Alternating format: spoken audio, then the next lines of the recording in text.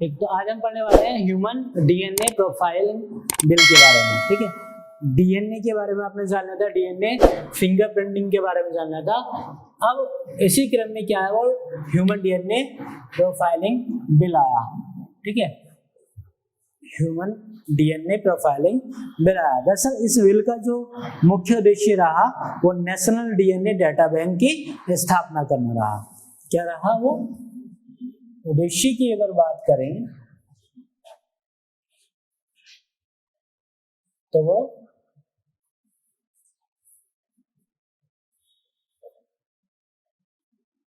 National DNA data bank की स्थापना करना। नेशनल डीएनए डेटा बैंक की स्थापना करना मतलब डीएनए का डेटा इकट्ठा करना, नेशनल वो पूरे देश के लोगों का, ऐसे बैंक की स्थापना करना। ठीक है, इससे क्या हुआ, इससे अपराध एवं जो विधि व्यवस्था है, अपराध और विधि व्यवस्था से संबंधित डीएनए के जो आंकड़े हैं, डीएनए डाटा जो है, उनको सुरक्षित रखा जाएगा, उनको सुरक्षित रखा जाएगा। जिससे अपराध एवं विधि व्यवस्था से संबंधित, जिससे अपराध एवं विधि व्यवस्था से संबंधित वो डीएनए आंकड़ों को सुरक्षित रखा जाए, डीएनए आंकड़ों को सुरक्षित रखा जाएगा। और जो अपराध अनुसंधान है उसमें इसका प्रयोग किया जाएगा, जो क्राइम रिसर्च है उसमें इसका प्रयोग किया जाएगा। तो अपराध अनुसंधान में इसका प्रयोग किया जाएगा।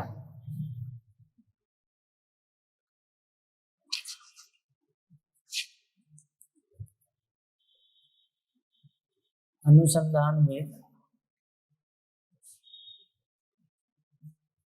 इसका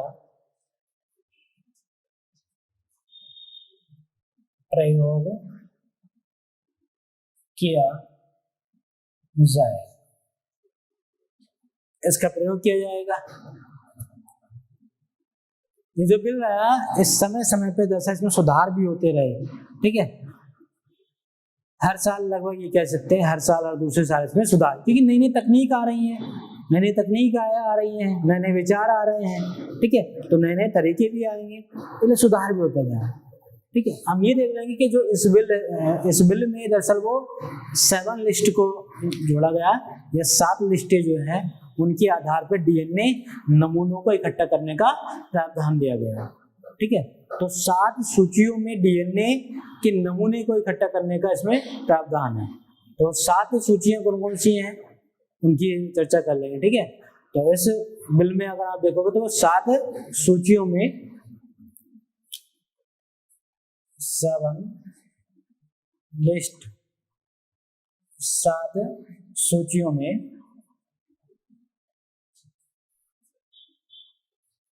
डीएनए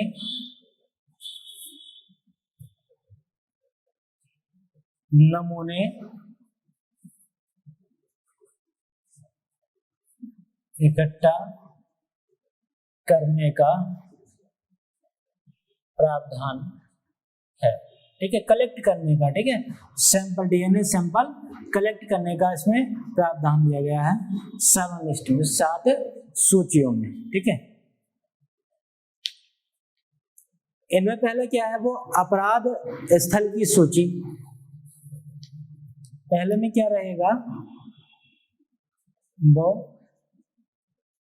अपराध स्थल की सूची। कहीं जो है क्राइम हुआ, क्राइम स्पॉट पे जो ब्लड मिला या वहां से हमने डीएनए सैंपल को उठाया, तो उसकी जो पूरी लिस्ट रहेगी, उसका जो डिटेल रहेगी, वो अपराध स्थल की सूची वाले कॉलम में रहेगी। इसका पूरा डिटेल कहाँ रहेगा? वो अपराध स्थल की सूची वाले में रहेगा। इसमें हम कोई और अन्य चीज नहीं रखेंगे। तो ये नमूने जो हम अपराध स्थल से या घटना स्थल से कलेक्ट करेंगे डीएनए के सैंपल, उसका डाटा किस में रहेगा? वो अपराध स्थल की सूची में रखा जाएगा। ठीक है। दूसरा हम देखेंगे वो संदिग्धों की सूची। ठीक है।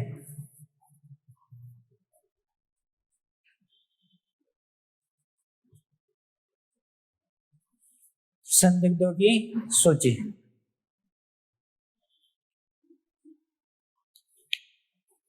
हमने देखा होगा कि कुछ ऐसे केस होते हैं जिसमें आपको लगता है, पुलिस को लगता है कि ये व्यक्ति जो है ये संदिग्ध है।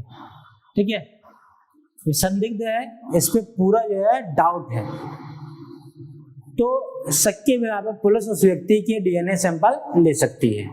ठीक है। तो जो डीएनए सैंपलों की डिटेल होगी, पूरी जानकारी होगी, उसको रखा जाएगा वो संदिग्धों की सूची में। उसको रखा जाएगा वो संदिग्धों की सूची में। ठीक है। तीसरा जो रहेगा वो अपराधियों की सूची।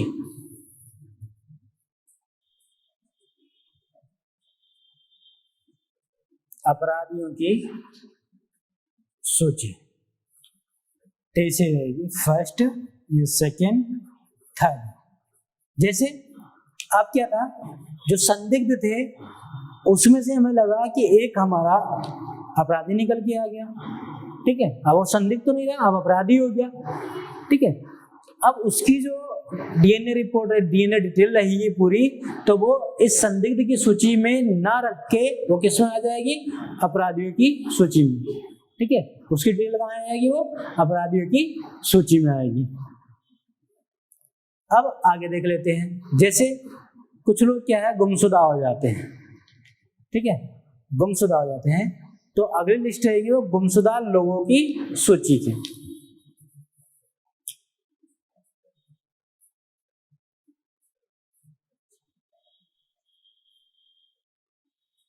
गुमशुदा लोगों की सूची।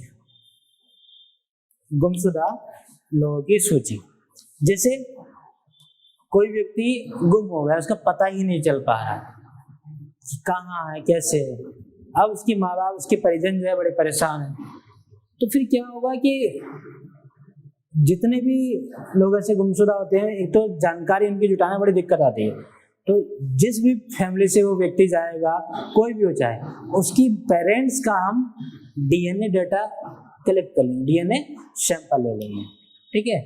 और कहीं भी वो, चाहे वो किसी भी अपने देश के किसी भी कोने में रहेगा, अगर वो मिल गया, वो अपने पहचान नहीं बता पा रहा है, मतलब बहुत छोटा बच्चा पहचान नहीं बता पा रहा है, तो कोई दिक्कत नहीं है।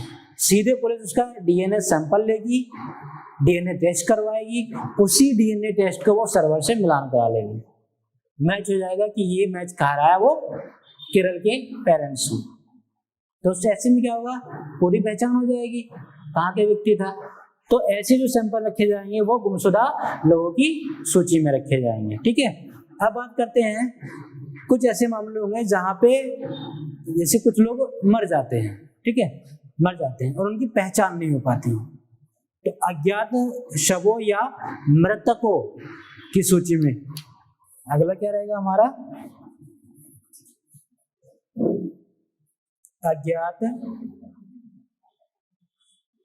शवों या मृतकों की सूची वाला कॉलम रहेगा, इसकी लिस्ट रहेगी। इसमें क्या होगा कि जैसे पुलिस को एक डेड बॉडी मिली, उसके बारे में पता ही नहीं कौन है क्या है, कोई उसकी ना तो एफआईआर लिखा नहीं आया, ना कोई गुमशुदगी है, पर लाश मिल गई है, लाश मिल गई है। तो इस बात की पूरे चांस हो कि उस क्षेत्र का वो व्यक्ति नहीं होगा, पर ये तो नहीं है कि वो व्यक्ति है ही नहीं कि कहीं का, ऐसा तो नहीं है, वो कहीं ना कहीं का तो होगा, और जहां होगा उसकी तलाश में कोई ना कोई तो होगा। और जो उसकी तलाश में होगा उसका करीबी होगा, उसका करीबी होगा तो उससे डीएनए सैंपल मैच करेगा, उससे डीएनए मैच करेगा। मान लीजिए उसका करीबी भी नहीं है जो ढूंढ रहा है, तो उसके मूल ओरिजिन का पता चल ही जाएगा कि कहाँ का है, कैसे, उसके ब्लड रिलेशन में कोई तो होगा। और जैसे आपको अज्ञात शब्द मिला, उसके डीएनए सैंपल लिए, और जो गुमशुदगी लिखाने के लिए आया था कि हमारा जो है बेटा बेटी बच्चा जो है खो गया, मिल नहीं पा रहा है, उसका डीएनए ले लिया और सर्वर पे पड़ा है। आपको जिस व्यक्ति की लाश मिली, आपको उसको वेरीफाई करना, पहचान करनी है कौन है, सीधे आपने उसकी डीएनए रिपोर्ट को सर्वर पे सर्च किया और सीधे मैच खा गया उस व्यक्ति से। तो आसान है उसकी पहचान करना। फिर बताया फोन करके कि आप जो है पुलिस स्टेशन आ जाइए, तो पहचान हो जाएगी।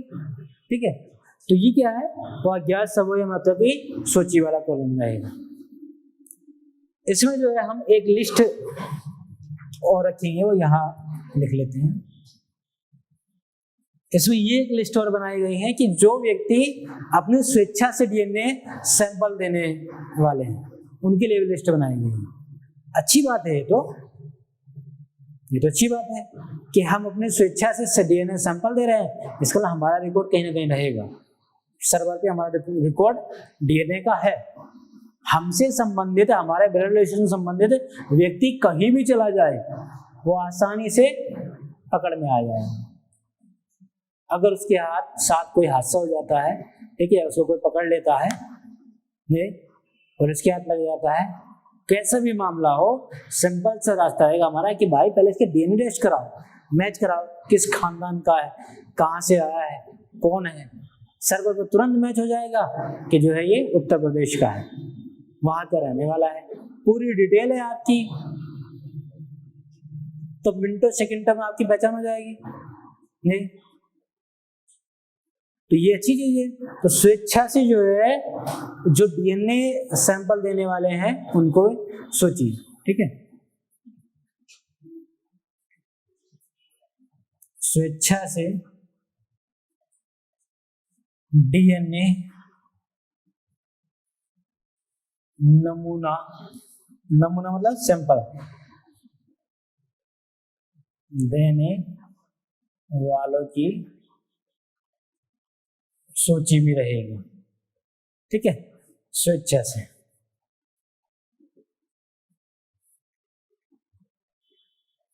और सातवां रहेगा, सातवें में यह है जो डीएनए प्रोफाइलिंग बोर्ड है, उसने बताया कि सातवां हम ऐसा रखेंगे कि इसी तरह से कुछ ऐसे ही अन्य सूचियां बनाई जाएंगी जिसका उल्लेख डीएनए बोर्ड करेगा। उसने बताया नहीं, उसका उल्लेख क्या करेगा, डीएनए बोर्ड करेगा, वो अलग है मामला। ऐसे ही क्या है, जैसे ये कुछ सूचियां रही, इसी तरह की कुछ और सूचियां बनाएगा जिसके बारे में वो नहीं बता रहा। ठीक है, तो सातवें पॉइंट में दिया गया कि इसी तरह से कुछ ऐसी सूचियां रहेंगी और जिनके बारे में वो, जिनका उल्लेख डीएनए बोर्ड करेगा। ठीक, तो ऐसी ही कुछ और सूचियां रहेंगी जिनका उल्लेख डीएनए बोर्ड करेगा। जैसे आपने देखा होगा, आपके पास जो है आपके पास जो है लैपटॉप या कंप्यूटर सिस्टम होगा, तो आप क्या करते हैं, कुछ फोल्डरों को तो उसके नाम से बना देते हैं। ठीक है, कुछ फोल्डरों को उसके नाम से बना देते हैं, जैसे जो से संबंधित जानकारियां हैं उसको उसी फोल्डर के नाम से आपने बना दिया, और कुछ को रखा आपने एक्स्ट्रा या अन्य, अदर, ठीक है, मिसलेनियस, विविध, इस तरह से रख दो। एक उसमें आपने जो है अपना विविध जानकारियां रख रखी है। ठीक है, जिसका उल्लेख आप खुद भी नहीं कर पा रहे हैं, आप करेंगे, आपसे पूछ जाएगा तो आप बता भी देंगे। ठीक है, तो ये चीज है।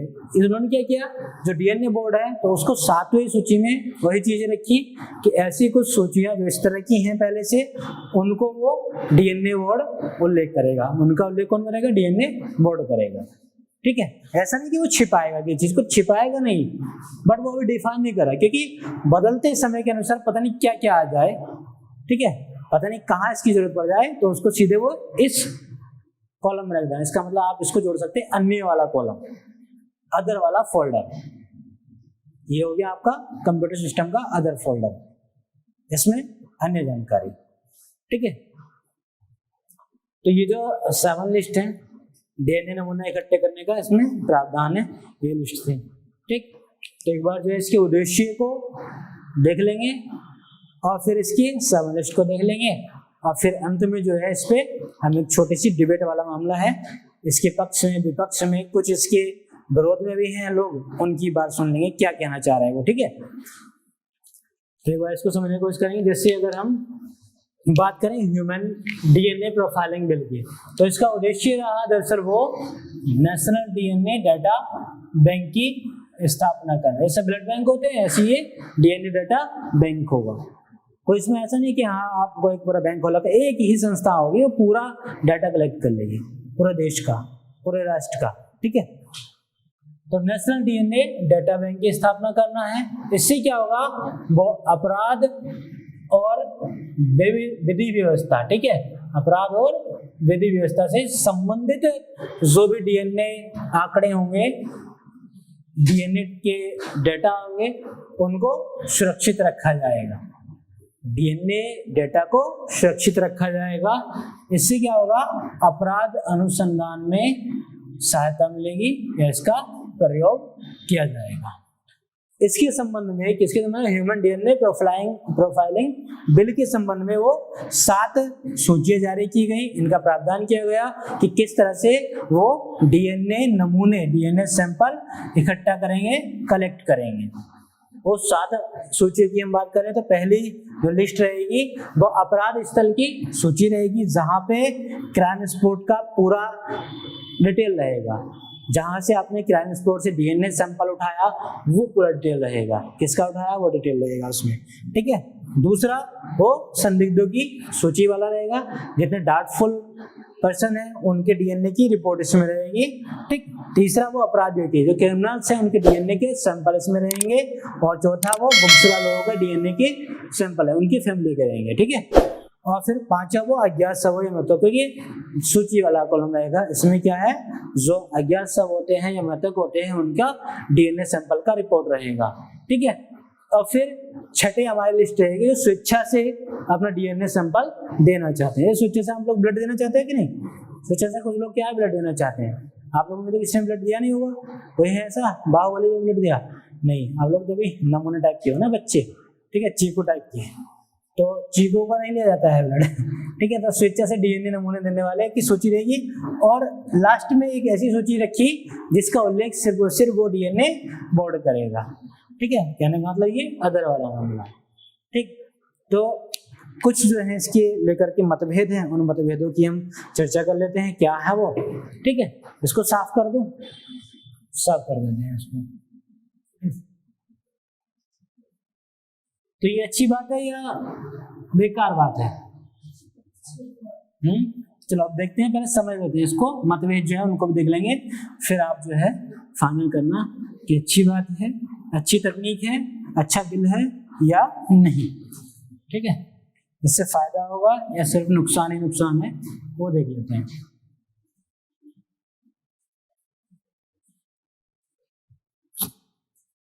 ठीक,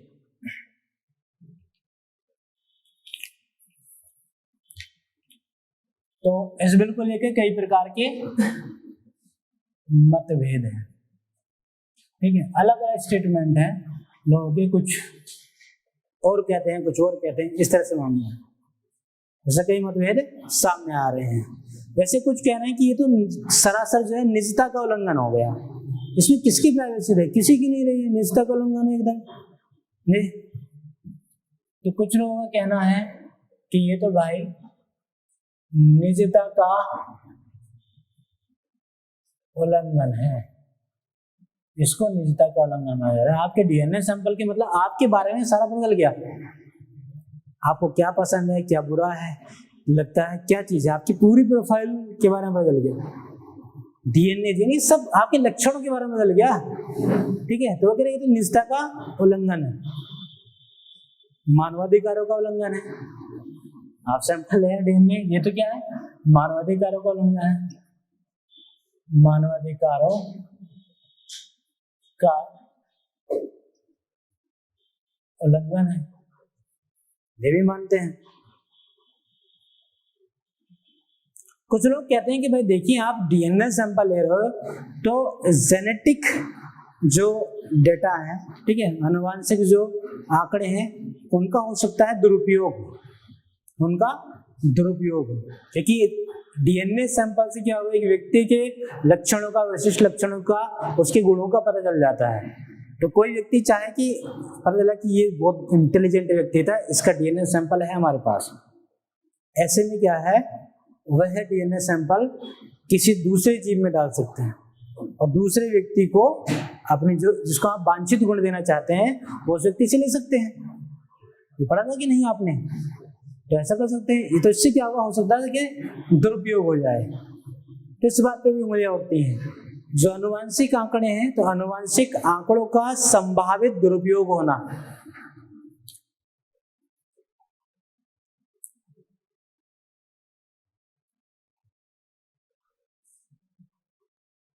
आनुवांशिक आंकड़ों का संभावित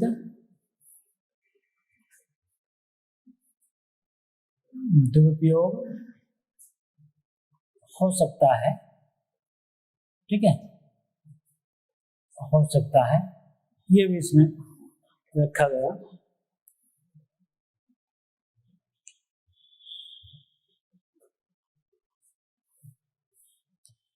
इसमें कुछ लोग ये कहते हैं कि जो अपराधी हैं, ठीक है, तो अपराधियों के डीएनए प्रोफाइलिंग में उनकी जाति का भी उल्लेख होगा, ठीक है, उनकी जाति का भी उल्लेख होगा। तो ये कहीं ना कहीं किसी न किसी चीज को तो प्रभावित करेगा। जैसा हमने देखा कि जाति का जनगणना भी, उसकी भी डाटा नहीं शो कराए गए सरकार के द्वारा, ठीक है। तो कहीं ना कहीं जो है एक बात ये भी आ सकती है कि कुछ लोग ये भी सोच सकते हैं कि नहीं, इस जाति के जो सैंपल है वो नहीं लेंगे, इनके लक्षण नहीं लेंगे, ऐसा भी हो सकता है, ठीक है। तो जाति का डिटेल होगी, उसका भी थोड़ा खतरा हो सकता है, ठीक है। तो हर तरह से व्यक्ति तो हर पहलू पे सोचता है, व्यक्ति हर पहलू पे सोचता है। तो अपराधी के डीएनए प्रोफाइलिंग में जाति का उल्लेख,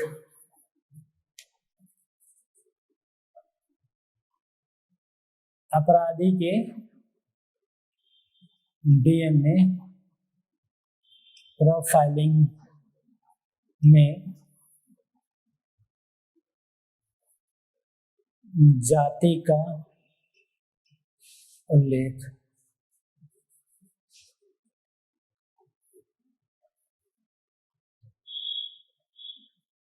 और वो सातवां जो लिस्ट थी उसमें उसके बारे में ये कहा गया कि हो सकता है डीएनए बोर्ड जो है वो अपने अधिकारों का दुरुपयोग कर दे।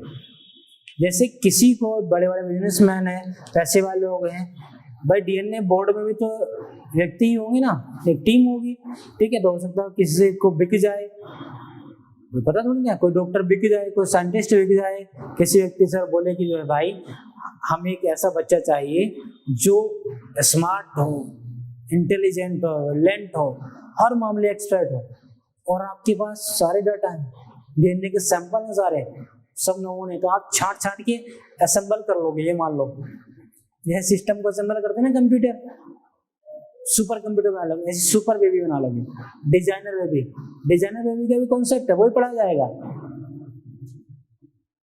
तो कुछ लोग ये भी कहते हैं कि जो डीएनए बोर्ड है, तो डीएनए बोर्ड के द्वारा अपने अधिकारों का दुरुपयोग भी किया जा सकता है, ठीक है। जैसे डीएनए बोर्ड द्वारा अपने अधिकारों का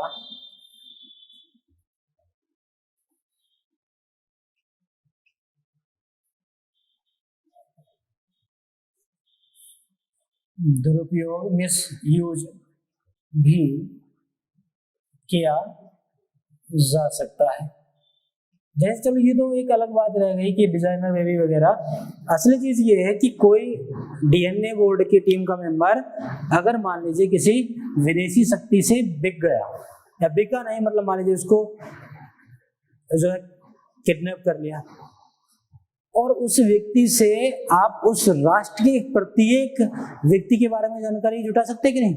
सबके डीएनए सैंपल मिल जाएगा। ऐसे में क्या है, जो बायोलॉजिकल वेपन्स है उसका इस्तेमाल किया जा सकता है कि इस क्षेत्र के व्यक्ति की क्षमता इतनी है, उनके अंदर अगर हम इस तरह का वायरस डाल देंगे तो जान लेगा कि देखिए इन व्यक्ति के अंदर हम अगर एक अलग वेरिएंट डालेंगे वायरस का जो दूसरी व्यक्ति के लिए हो सकता है, या इस देश के डॉक्टर के लिए उस वेरिएंट के एंटीबॉडी बनाना बड़ा मुश्किल हो जाए। ठीक है, तो क्योंकि आपकी पूरी जानकारी है उनके पास, तो वो जान लेंगे कि इस व्यक्ति को कहाँ किससे खतरा होगा, उसी हिसाब से उस व्यक्ति के उस क्षेत्र के लोग के बारे में पूरा का पूरा जो है एक बायोलॉजिकल वेपन तैयार कर सकते हैं और आसानी से पूरा देश में हाहाकार मचा सकते हैं।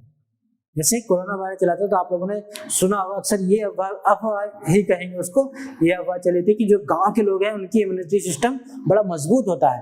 कोरोना वायरस गांव में आया, गांव का बूढ़ा भी कूदा कूदा फिर रहा था जी, बिना मास्क के एकदम घूमा फिर रहा, उससे कहता था कोरोना हो जाए, उसका स्टाइल कोरोना नहीं होगा, ये हमारे पास आएगा नहीं।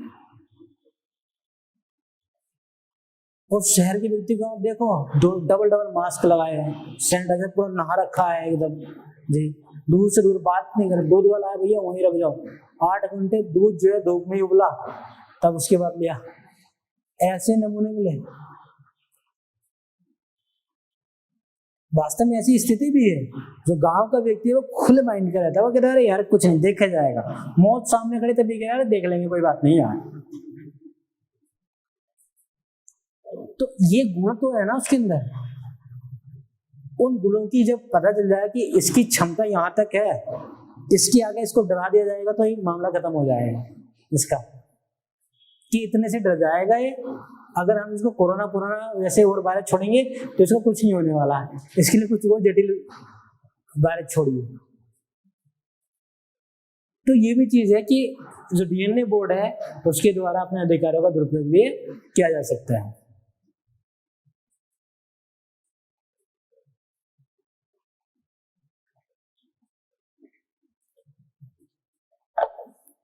ठीक है, तो सबसे पहले हमने देख लिया डीएनए, जो ह्यूमन डीएनए प्रोफाइलिंग बिल है उसका उद्देश्य क्या था।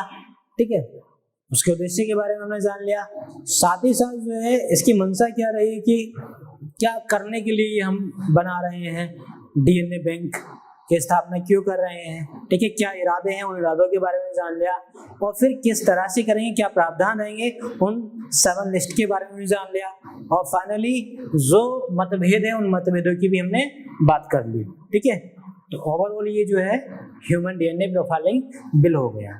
ठीक है, तो आज के लिए इतना ही रखते हैं। एक क्वेश्चन इसमें आप लिखना चाहें तो लिख लीजिए, एक क्वेश्चन लिख लेंगे,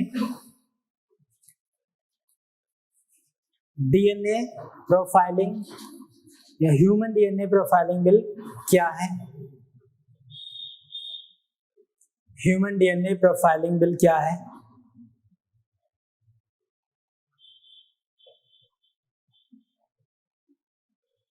इसके मुख्य प्रावधान क्या है, इसके मुख्य प्रावधान क्या है,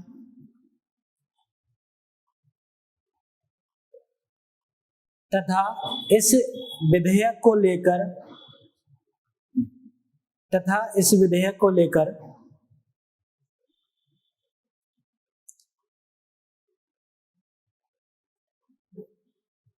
क्या आशंकाएं हैं। ठीक है, क्या आशंकाएं हैं, तो आसान है,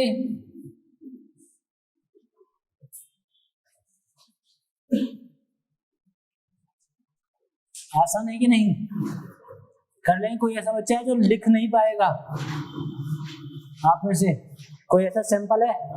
नहीं बैठे रहो।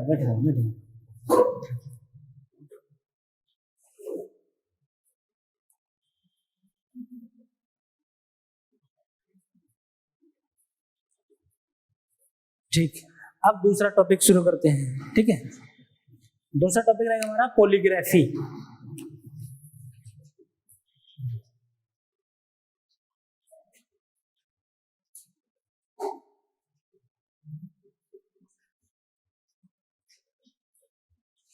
पॉलीग्राफी, इसको लाई डिटेक्टर मशीन के द्वारा किया जाता है। इसको लाई डिटेक्टर मशीन